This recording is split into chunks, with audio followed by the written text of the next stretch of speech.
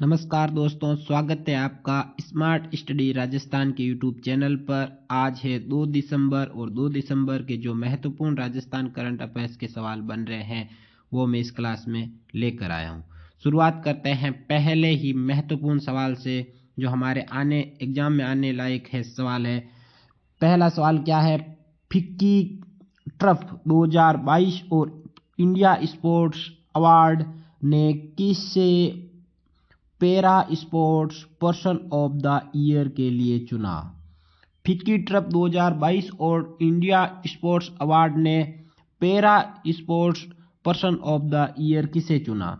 तो option A है Avani Lekhara, option B है देवेंद्र झाझड़िया, ऑप्शन सी है अजय कुमार शेखावत और ऑप्शन डी है अपने संदीप चौधरी। तो किसे चुना? अवनी लेखरा को चुना था para sports person of the year. Very important question है ये, एग्जाम में आपको देखने को जरूर मिलेगा। इसकी व्याख्या देखते हैं। व्याख्या क्या है? Para sports person of the year किसे चुना गया? अवनी लेखरा, बस ये याद रखना। अब अवनी लेखरा के बारे में अगर आपको पूछ ले तो क्या क्या है? अवनी लेखरा जिला कौन सा जिले से संबंधित है? जयपुर जिले से। खेल कौन सा है? शूटिंग है। पैरा ओलंपिक 2020 लिखा हुआ है लेकिन हुआ 21 में था, लेकिन वो जैसे 20 ही लिखा है। अब अगला 2024 लिखा होगा, होगा कब ये पता नहीं, लेकिन कोरोना से आगे खिसक गया था। पोस्टपोन होने के कारण 2021 में हुआ था। कहाँ हुआ था? टोक्यो के अंदर। तो पैरा ओलंपिक 2020 में एसएच फर्स्ट कैटेगरी में कितना 10 मीटर एयर राइफल में स्वर्ण पदक जीता था, याद रखना। अगली कैटेगरी वही थी एसएच फर्स्ट ही 50 मीटर एयर राइफल में कौन सा पदक जीता था? कांस्य पदक जीता था। एक ही पैरा ओलंपिक के अंदर 2 मेडल जीतने वाली देश की पहली महिला खिलाड़ी कौन बनी? अवनी लेखरा।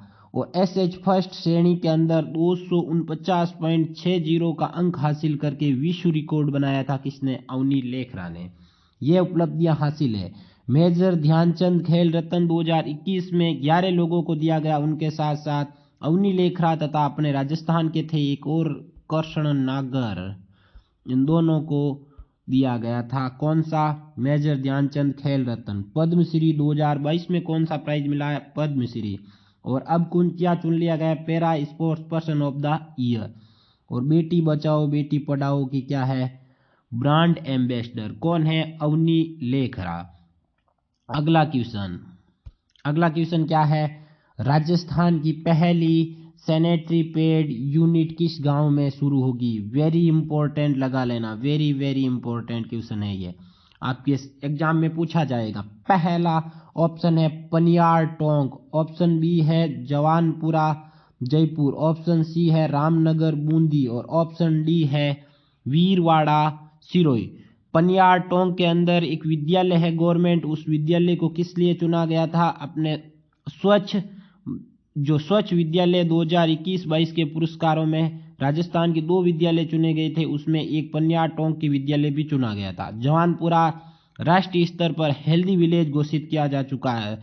रामनगर गांव है, रामनगर गांव में जो फिल्म सिटी के तहत अपने प्रथम पुरस्कार जीता था बूंदी का। और वीरवाड़ा गांव है जिसमें किसके द्वारा अपने उड़ान योजना के तहत राज्य की उड़ान योजना शुरू की थी। 19 दिसंबर 2021 को महिलाएं तथा बच्चियों को फ्री जो सैनिटरी नैपकिन दिया जाता है उसके तहत राजविका द्वारा किस यूनिट का सैनिटरी पैड निर्माण करने के लिए यूनिट लगाई थी? तो पहले किस ग्राम में लगाई गई थी? वीरवाड़ा सिरोही के अंदर। इसकी व्याख्या देखते हैं हम। व्याख्या क्या है? व्याख्या है अपने राजस्थान की पहली सैनिटरी पैड यूनिट सिरोही जिले के वीरवाड़ा ग्राम, वेरी इंपॉर्टेंट, याद रखना, और में शुरू हुई। और राज्य की उड़ान योजना के तहत राजविका द्वारा प्रत्येक जिले में क्या सैनिटरी पैड यूनिट लगाने का लक्ष्य रखा गया? किसके द्वारा? राजविका द्वारा। राजस्थान ग्रामीण आजीविका विकास परिषद है राजविका। और इस यूनिट में राजविका स्वयं सहायता समूह की महिलाओं द्वारा सैनिटरी पैड निर्माण किया जाए, जिसके तहत क्या होगा? ग्रामीण महिलाओं को क्या मिल जाएगा? रोजगार। आगे देखते हैं।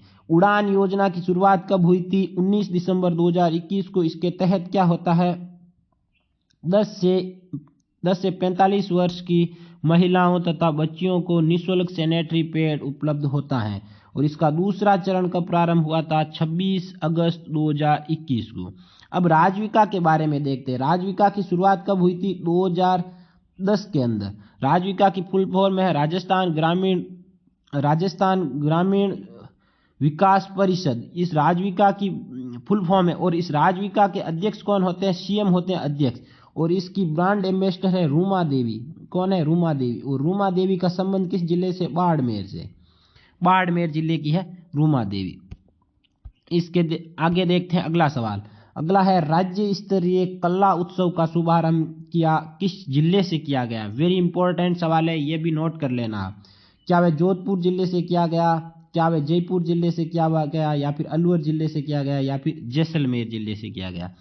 तो राज्य स्तरीय कला उत्सव का शुभारंभ किस जिले से किया गया? जोधपुर जिले से। ये 2 दिवसीय। कितने दिवसीय? 2 दिवसीय। 2 दिवसीय। कब कब? 1 व 2 दिसंबर को इसका आयोजन होगा। इसकी व्याख्या देखते हैं। व्याख्या क्या है? राज्य स्तरीय कला उत्सव का शुभारंभ कहां से किया गया? जोधपुर जिले के मंडोर में नागौरबेरी स्थित राजकीय बालिका माध्यमिक विद्यालय से किया गया। शुभारंभ शिक्षा मंत्री कौन है? बीडी कल्ला द्वारा किया गया। उत्सव 1 से 2 दिसंबर 2022 तक होगा। और इसमें टोटल कितने प्रतिभागी होंगे? अपने 700 प्रतिभागी हिस्सा लेंगे। आगे देखते हैं। अगला सवाल है मुख्यमंत्री लघु वाणिज्यिक वाहन स्वरोजगार योजना के बारे में कौन सा कथन सत्य बताना है? ऑप्शन ए है नई योजना स्टार्ट कर दी है। रोज योजनाएं आती हैं, आप कंफ्यूजन नहीं होना है। योजना अलग से एक जगह नोट कर लेना है और उनको साथ साथ में पढ़ते रहना। वैसे मैं आपको योजनाएं साथ साथ में करवाता रहूंगा, महीने भर में एक योजना वापस लाता रहूंगा ताकि आपके क्या हो जाए, रिवीजन होता रहेगा। तो इस पहला ऑप्शन है योजना की शुरुआत 1 दिसंबर 2022 को की गई। ऑप्शन बी है इसका संचालन उद्योग एवं वाणिज्य विभाग द्वारा किया गया। ऑप्शन सी है योजना में कुल 3300 व्यक्ति लाभ ले पाएंगे। और ऑप्शन सी है उपरोक्त सभी। तो इसका क्या होगा? उपरोक्त सभी सत्य है। अब इसकी व्याख्या देखते हैं हम। व्याख्या क्या है? मुख्यमंत्री लघु वाणिज्यिक वाहन स्वरोजगार योजना। इसके तहत क्या होता है? 15 लाख से कम कीमत का अगर वाहन लेंगे तो उसमें 10% तक क्या देंगे? अनुदान देगी राज्य सरकार। उसमें 3300 लोगों को इसमें क्या देगी? इसमें अपने लाभ देगी। और पहले आओ पहले पाओ वाला ये सिस्टम है इसके अंदर। तो इसकी शुरुआत कब हुई थी? 1 दिसंबर 2022 को उद्योग एवं वाणिज्य मंत्री शकुंतला रावत ने की थी। और संचालन भी कौन करेगा? उद्योग एवं वाणिज्य विभाग करेगा। पहले इसका नाम उद्योग विभाग था, बाद में उद्योग तथा वाणिज्य विभाग कर दिया था। उद्योग विभाग की स्थापना कब हुई थी? 1949 में। अगस्त 2021 में इसका नाम चेंज किया था। प्रावधान क्या है? योजना के तहत 15 लाख रुपए की कीमत तक के लघु वाणिज्यिक वाहन खरीदने पर ऑन रोड कीमत पर 10% राशि अथवा 60,000 जिनमें दोनों कम हो, मतलब 60,000 या फिर उसकी 10% राशि, जिनमें जो भी कम हो वो देगी क्या? अनुदान के रूप में कंपनी को। कौन देगी? अपने राज्य सरकार। और इसके तहत 3300 लोगों को लाभ दिया जाएगा, जिसके तहत पहले आओ पहले पाओ 3300 जितना जल्दी आएंगे जितना जल्दी आप योजना का लाभ उठाएंगे। और इसमें पात्र कितने होंगे? आयु कितनी होंगी? 18 से 45 वर्ष वाले। नेक्स्ट क्वेश्चन है वरिष्ठ नागरिक तीर्थ यात्रा योजना 2022-23 के तहत तीर्थ यात्रियों को किस मंदिर का निःशुल्क हवाई मार्ग से दर्शन करवाया जाएगा? इससे रेल मार्ग की तो शुरुआत कर दी थी इसमें 30 सितंबर से, लेकिन हवाई मार्ग की पहली बार शुरुआत होगी। तो इसका मंदिर पूछा जा सकता है। तो इसमें ऑप्शन ए पशुपतिनाथ मंदिर, ऑप्शन बी है बद्रीनाथ मंदिर, और ऑप्शन सी है तिरुपति बालाजी मंदिर, और ऑप्शन डी है महाकाल मंदिर उज्जैन। तो ये याद रखना, इसमें एक ही मंदिर की यात्रा करवाई जाएगी। वरिष्ठ नागरिक तीर्थ यात्रा योजना के तहत कितने? 20,000 नागरिकों को यात्रा करवाई जाएगी, निःशुल्क यात्रा करवाई जाएगी। जिसमें 60 वर्ष से ऊपर के वरिष्ठ नागरिक हैं उनको यात्रा करवाई जाएगी। अब इसमें 20,000 में से 2,000 को ही करवाई जाएगी किसकी यात्रा? हवाई मार्ग से। तो उन 2000 में एक ही मंदिर का प्रावधान है अभी वर्तमान में कि पशुपतिनाथ मंदिर है, जो कहाँ स्थित है, नेपाल के अंदर है। इस नेपाल के अंदर स्थित मंदिर में निःशुल्क यात्रा हवाई मार्ग से करवाई जाएगी। और कब करवाई जाएगी? जनवरी 2023 में। वरिष्ठ नागरिक तीर्थ यात्रा योजना में 2000 श्रद्धालुओं को नेपाल स्थित पशुपतिनाथ मंदिर में निःशुल्क हवाई यात्रा करवाई जाएगी। और शुरुआत कब होगी? जनवरी 2023 के अंदर। अब है वरिष्ठ नागरिक तीर्थ यात्रा योजना क्या है उसके बारे में स्मार्ट फैक्ट देखते हैं। 60 वर्ष से ऊपर एज याद रखना हमें। 20,000 वरिष्ठ नागरिकों को निःशुल्क तीर्थ यात्रा करवाई जाएगी। और इसके तहत 2000 को तो क्या वायु मार्ग से और 18,000 को रेल मार्ग से यात्रा करवाई जाएगी। और इसमें बजट कितना प्रावधान है 2022-23 में? 30 करोड़ का है। और संचालन ये पूछा जा सकता है, सबसे ज्यादा पर्यटन विभाग वाले ठोके आएंगे इस आंसर में। लेकिन मैंने ये इसका सवाल दिया भाई था टेलीग्राम के अंदर, सभी ने गलत किया था। लेकिन इसका संचालन कौन कर रहा है? देवस्थान विभाग कर रहा है। और इसके मंत्री कौन है? मंत्री है शकुंतला रावत है। और इसके तहत पहली ट्रेन ये भी पूछा जा सकता है, पहली ट्रेन का संचालन कहाँ कब किया गया था? 30 सितंबर 2022 को जयपुर से लेकर रामेश्वरम तक। Next and last question, CM Ashok Gehlot द्वारा किस जिले में स्थित पाली तहसील को अभावग्रस्त घोषित किया? यह पाली तहसील है, पाली जिला नहीं है। पाली तहसील को किया गया था अभावग्रस्त। और वो तहसील किस जिले में है? ऑप्शन ए है, क्या वे पाली जिले में है, क्या वे सिरोही जिले में है, क्या वे जालोर जिले में है, या फिर नागौर जिले में। अभावग्रस्त क्यों घोषित किया गया था? फसल खराबा के कारण। क्या होता? फसल खराबा हो गया था 50% से अधिक, इस कारण उसे एक ही तहसील को घोषित किया था। और तहसील का क्या नाम है? पाली तहसील। और पाली तहसील किस जिले में है ये बताना है। तो इसके व्याख्या देखते हैं। सीएम अशोक गहलोत ने सूखे से प्रभावित किसानों के लिए कृषि अनुदान का भुगतान करने के लिए पाली जिले की पाली तहसील, जिला भी पाली तहसील भी पाली, याद रखना, पाली जिले के पाली तहसील को अभावग्रस्त घोषित किया। क्यों किया है? पाली तहसील के अंदर बोराणु में से इक्राणु गांव है जो 50% से अधिक फसल खराबा हुआ है, इसलिए किसानों को अनुदान देने हेतु इसे अभावग्रस्त घोषित कर दिया गया।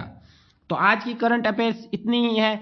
वैसे करंट अफेयर्स बहुत ज़्यादा बनती है दोस्तों, 10-15 मिनट हमें इतनी ही पढ़नी है। ज़्यादा पढ़ोगे करंट अफेयर्स तो दूसरा कैसे पढ़ोगे? करंट अफेयर्स अपार है, रोज इतनी बनती हैं, क्योंकि केंद्र सरकार में भी अब चुनाव आने वाले हैं, राज्य सरकार में भी चुनाव आने वाले हैं। तो आप 10-15 मिनट ही पढ़ो, कोई पता नहीं कहाँ से सवाल आ जाए। फिर भी आपको जो अच्छा लगता है वहीं से पढ़ो और थोड़ा पढ़ो, क्योंकि घंटा 2 घंटा करंट अफेयर्स में निकालोगे फिर उसको लिखोगे तो फिर पूरा दिन करंट अफेयर्स में ही चला जाएगा।